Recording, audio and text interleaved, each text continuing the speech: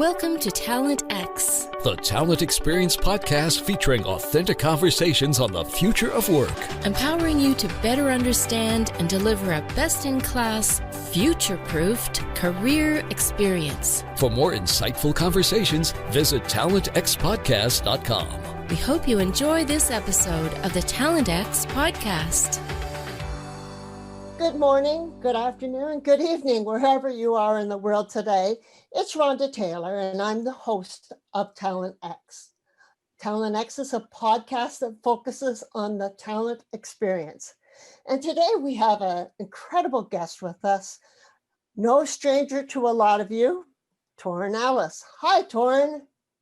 And no stranger to you either, Rhonda. Thanks for trusting my voice. How are you? I'm doing well.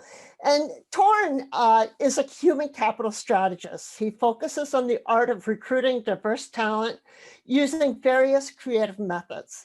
Torin has had an accomplished background that includes 17 years of human capital efforts, military service, several board of directors appointments, and an unwavering spirit of giving back to youth in the community. Today, he is a strategic practitioner that partners with companies' leadership to help identify inhibitors that stall consistent achievement of diversity, equity, and inclusion. He's also the author of Rip the Resume, Job Search and Interview Power Prep, and a co-host of Crazy and the King with Julie Saswash. And I won't say, who are you, Crazy or the King? I'm the king. Actually, there's a story behind that, Rhonda. Julie has a hidden disability. And so when we were exploring names of the podcast, we were wondering whether or not that would come across as offensive, particularly to Julie. And Julie said, no, I want people to really know that I have a disability. So Crazy and the King. And hats off to her for making that public. So, a lot has changed in the past while. Torin, when you and I were young and we got our degree, we got our diploma, it kind of meant that we were on our way to a successful career. But today's talent space is focusing more on one's agility, communication skills, flexibility, resilience, and other capabilities. What pathway is this creating for equality, do you believe? Well, first and foremost, minor correction. I do not hold a degree. When I graduated from high school, I went straight into the military. As a matter of fact, I'm not even in my high school yearbook because I graduated in December and then I was off to the Air Force late January, early February. And then my high school senior class graduated that May. And so I was already, I think I was on my way to the Philippines, or certainly about to be on my way to the Philippines when they were walking across the stage. So in some regards, I felt like, I had gotten a head start on life. In others, Rhonda, there's certainly been a couple of instances where I wish that I may have done things a little bit differently. But to your question around equality and access and opportunity and our divorcing ourselves from having to have a degree, I don't necessarily know if it had ever been a good thing, because again, if we're not talking about certain professions like the medical profession, and certainly there are others, but if we're maybe the legal profession, there are professions where the degree really is a stamp of approval to show that you have submitted yourself to a learning journey and that you are going to show up and be a professional representation within that particular space. But what I've shown you is that, and many millions others, we can operate at a very high degree without a piece of paper. In the Air Force, 18, I was a communications analyst carrying a top secret security clearance. There was no degree in that equation. People with the degrees were the officers in the military, but my point is, I'm the person doing the work. And at some point, I had enough acumen that I could have led others and did lead others in doing that work. And so I believe that right now, with us being inside of this gig economy, with us being propelled into the future of work because of COVID, with the inordinate amount of social unrest because of social injustice, racial injustice. I believe that we are all in a unique but vital position to make a difference in how we show up in workplaces. And I firmly believe that it's going to provide a lot of opportunity as long as people are willing to fairly give that opportunity to a broader audience of individuals. Oh, exactly. And you know, I've always our company mantra is that we all want to come out of this fitter, faster, and stronger. This is a great opportunity for all of us to be opportunists because anything goes in this at this stage of the game right now. What did COVID show us, Rhonda? I mean, it showed us all. You know, when we think about diversity and inclusion and the nascent, I mean, the minor progress that we've made over the last 55 years, in some equations over the last 100 years, when you think about what minor progress has been made, yet juxtapose that against COVID in March, what happened? Every single company on the planet, certainly here in the US, changed how they showed up to do work within 2 weeks.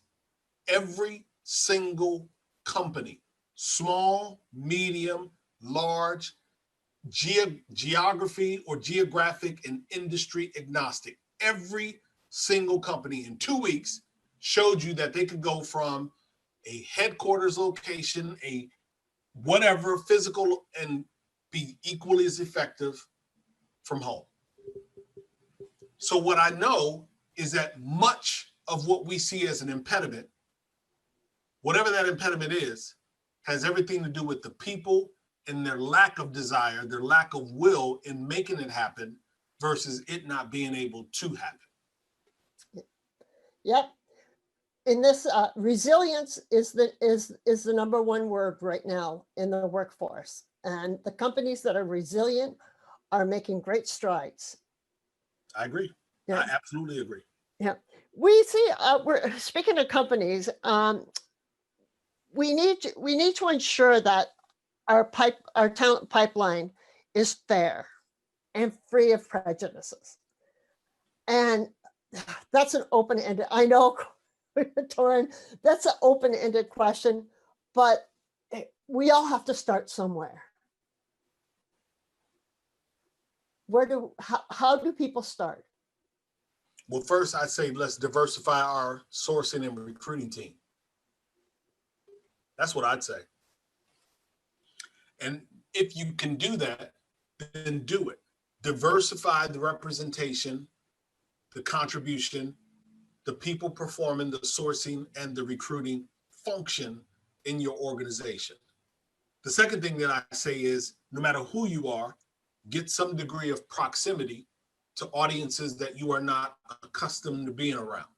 That proximity is going to help you build up that emotional EQ or that emotional intelligence that I think is so incredibly important. It will help you, proximity will help you build up that empathy muscle that too many of us are lacking or it's not strong enough. Proximity will allow us to develop our feeling of empowerment. Like I think that, you know, if I know what a person or a group or audience is experiencing, it might change how I show up in the workplace. It might change what it is that I advocate for. It might change how I say I want to have a diverse slate of talent. But we got to be willing to do something different. And so if we're not willing to do something different, if we're not willing to build our sourcing recruiting teams differently, if we're not willing to build our leadership teams, executive leadership teams, our boards of directors differently, if we're not willing to hold our hiring managers accountable, then we're going to continue to get the results that we've gotten as it relates to inclusion and representation. We'll continue, Rhonda, to experience Me Too and Time's Up if we allow HR professionals off the hook. HR professionals over the last 40 years have focused more on the corporation and not the employee. flat out. They got to change their relationship with power and that relationship with empathy and proximity. That's what we do to try to mitigate the bias, the systemic racism that may be built into some of our organizations and maybe even some of our processes. Yeah, and they say that empathy is very prevalent in today's pandemic work world. And we see it in our Zoom meetings, where the family dog is barking at the door because the FedEx man is here. And like in the old days, it would be, oh no, or the little one climbs up on your lap, like, wanting attention. We're all learning to have empathy with each other, with our peers, but the blinders have to come off. Is that what you're saying? No, absolutely. And I mean, and unfortunately, we all haven't even learned that. I was on a call let me rephrase that. A friend was on a call a couple of weeks ago and told me about a Zoom session that they were on where the men on the Zoom call chastised a woman. The reason they chastised the woman is because throughout the week, different days, different times, she would be in different locations to take her Zoom call. She'd have her laptop. Everything's professional. She's dressed professionally, but she'd moved to different places in her home because the lighting was better. The sound was better. Whatever the scenario was better for her to participate. And there were men on the call who said, you need to find a place to work in your house and just stay in that one place. Like patriarchy and aggressive, even in a Zoom call, while the men on the call are showing up, tattered t-shirts, if you will, disheveled backgrounds, if you will. So not everyone has learned that empathy that we feel is so extremely important. We still have to put some folks through the ringer, of education. But, the bottom line is, I just think that people need to be intentional about being different. If you say that diversity, inclusion, equity, belonging, if you say those things are important, then you have to be willing to do something different in your workplace. Oh, exactly. And what we're seeing now is AI coming into the hiring processes, coming into talent mobility within organizations. Will this make it a more equal opportunity, do you believe? Is AI going to solve problems, or is it going to create problems? It's 6 in one hand, half a dozen in another. Certainly AI, the technology, is going to solve a number of problems, an abundance of problems. It's going to usher in all types of, life-changing, lifestyle-changing applications, services. It's going to do all of that, as all of technology has done. But it also has the potential of excluding individuals as well, whether it be in how the service is leveraged, whether it be in how the service is being developed in the first place. So we most certainly have to make sure that we are not losing sight of the duality of its impact. We want its presence, but we want to be present in how it's being developed.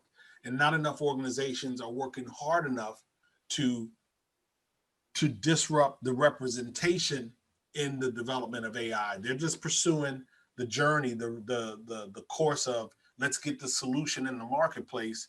And I don't think enough of them have strongly had their eye on, but we're missing the voices of people.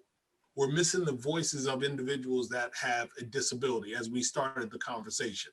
If I know that AI is going to be dispersed in cities, and it's going to impact how lights are changing, it's going to impact how billboards are changing, it's just going to impact everything around the city and movement.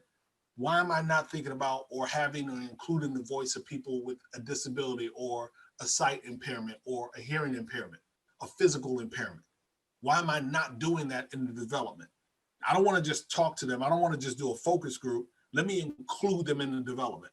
They may not be able to do the development, but let one sit next to me and tell them what it is that I'm doing, so that they can help me real time develop a solution that includes more than the way that it's being produced right now. So I see a gift and a curse, 6 in one hand, half a dozen in another. I want it to happen, but I want it to happen with full representation. And exactly. And we have to catch some bad habits and not let them go on into AI. Like if a position within a company has been held by a male, an older male for the past, 4 generations of employees, we have to catch that that's not a requirement. It's like, I wrote a book on hockey and on women's hockey, and women's hockey is driving hockey in Canada right now. Male hockey is dwindling in numbers, but the girls hockey program is growing. But yet, who sits at the board level? Stale, pale, old white males.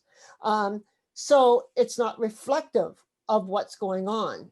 And we want to make sure, and that's what you were talking about earlier, about being reflective of what is in the workforce already, plus what needs to happen for full diversity and inclusion to occur. And let me tell you, this is not a zero-sum game. Citibank just put out a report.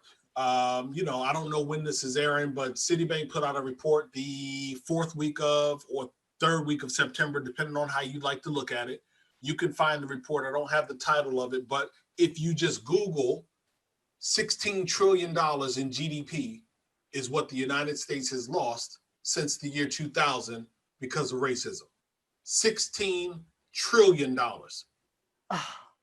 $16 trillion.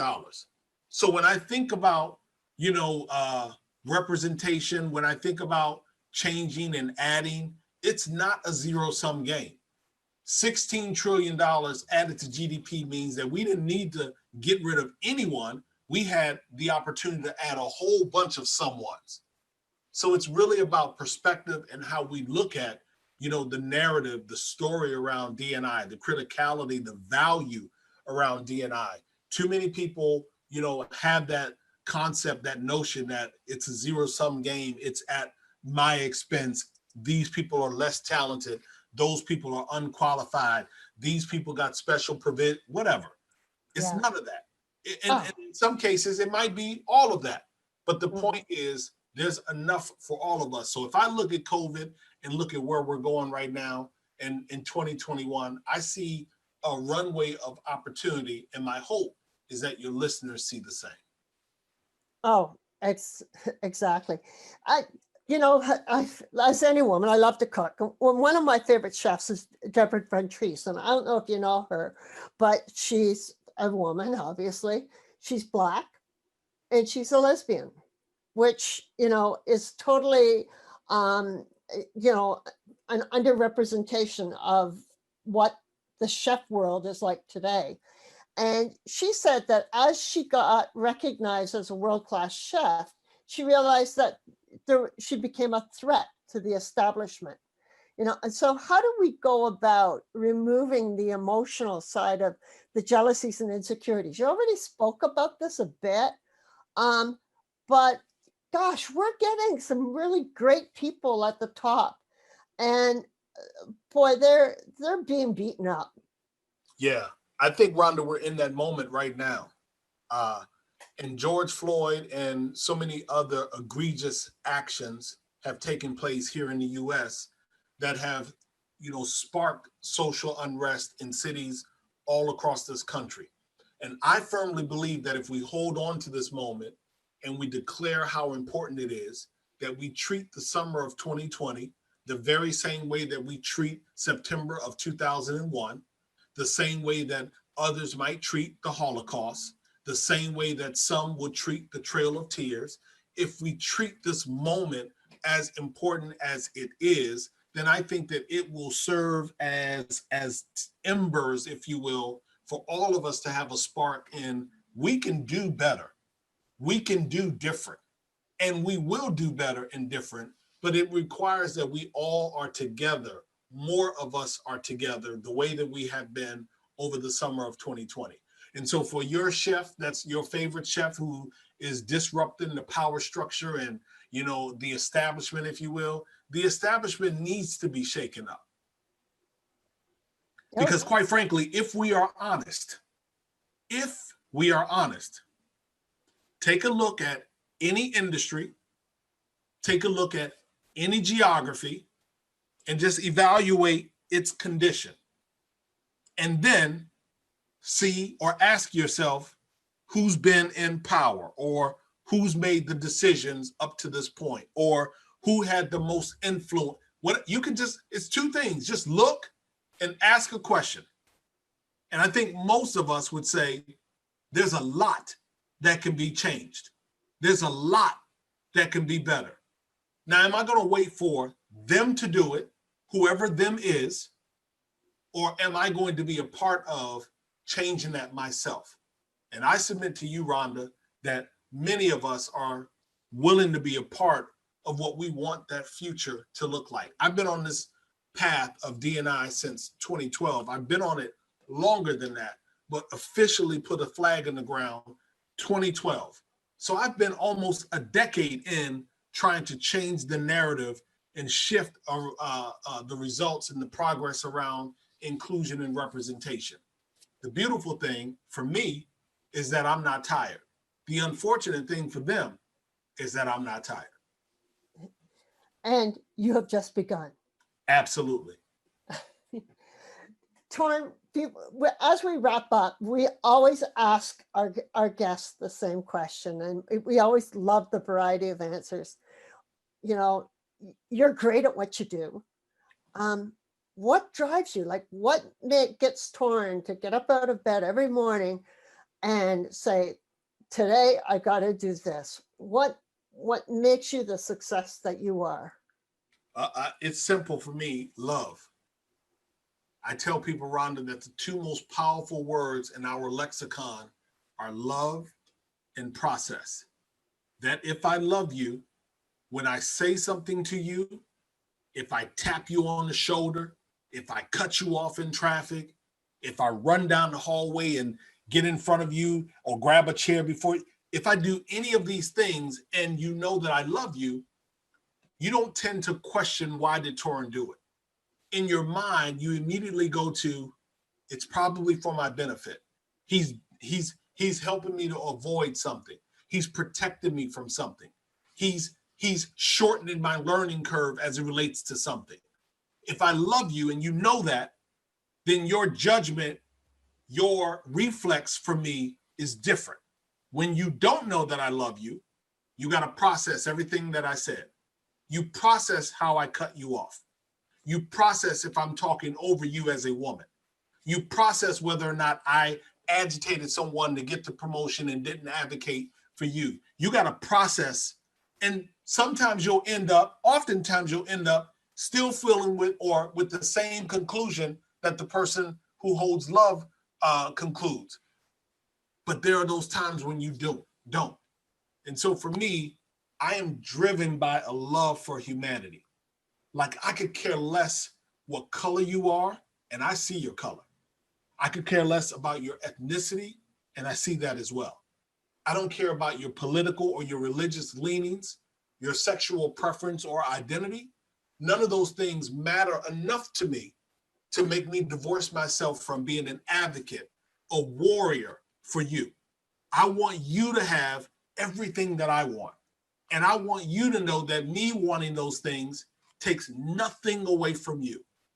I want you, Rhonda, to know that the ROI of D&I is greater humanity. I close with the ROI of D&I is greater humanity. Wow. That's an amazing statement. And I can't think of a better way to wrap up this Talent X podcast. Torin, you are a great speaker. And I want to thank you for participating in this podcast. I thank you and the entire team for having me. I appreciate it. And my hope is that those that listen find value in what it is that they listen to and that they share it far and wide with their social and digital tribes. Thank you, Torin. This is Rhonda Taylor from Talent X. And with this pandemic, remember, we're all in this together. Take care. Thanks for listening to this episode of the Talent X podcast. For more talent experience and future of work conversations, visit talentxpodcast.com. Follow us on Twitter at TalentXPodcast. Or join the conversation with #TalentXPodcast on Facebook, Instagram, LinkedIn, or Twitter. Talent X, the Talent Experience podcast, was brought to you by the fabulous Fuelies at Fuel 50.